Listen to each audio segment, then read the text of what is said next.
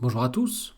Dans cette nouvelle vidéo, nous allons étudier une partie des types que nous allons pouvoir manipuler en système C. Tout d'abord, il est important de rappeler que système C est basé sur C++ et donc que tous les types natifs de C++ sont donc utilisables en système C. C'est le cas notamment des types caractères comme char ou unsigned char, le type short, le type int, signé ou non, et le type long également. Pour les types faisant appel à la virgule flottante, nous retrouvons le type float sur 32 bits, ainsi que le type double sur 64 bits. En plus de ces types, qui sont déjà disponibles en C++, système C va fournir des types de données additionnels. Les premiers types sont de type entier, ils sont appelés scint, scuint, scbigint et scbiguint. Il existe également deux nouveaux types permettant de manipuler des données binaires. Il s'agit des types scbit ou sclogic. Associés à ces types permettant de manipuler les données binaires, on trouve des vecteurs de bits associés comme scbv ou sclv. Finalement, il existe des types qui vont permettre de mettre en place la représentation en virgule fixe. Il en existe 4 au moins qui sont donnés ici sur la diapositive. Bien entendu, nous aurons l'occasion de rentrer dans les détails pour chacun de ces types dans de futures vidéos. Système C définit deux classes pour les entiers de taille inférieure ou égale à 64 bits. Il s'agit des classes scint, donc pour les nombres signés, ou scuint pour les nombres non signés. En interne, ces types utilisent les entiers 64 bits, donc natifs de C++, pour avoir une mise en œuvre efficace des opérateurs arithmétiques.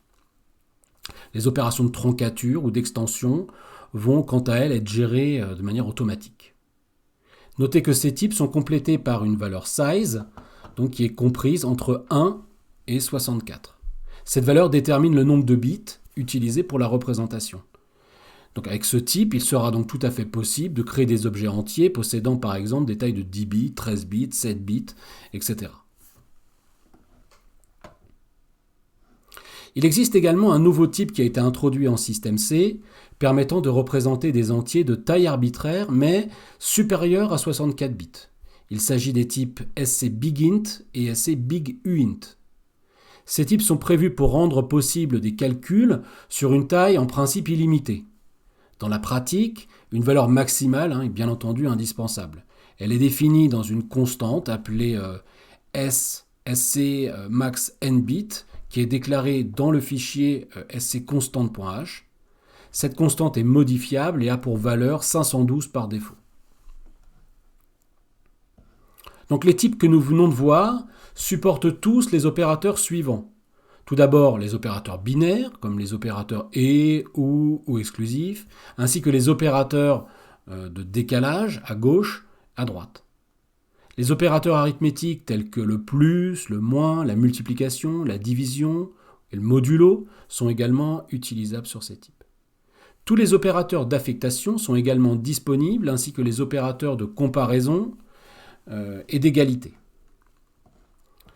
Il existe de nouveaux opérateurs qui ont été introduits en système C, qui sont le sélecteur de bits, ici entre crochets, les opérateurs de sélection d'une plage de bits, introduits ici par l'opérateur range, et il existe également l'opérateur de concaténation, qui est la virgule, ainsi que l'opérateur de réduction, reduce, que nous verrons un petit peu plus tard.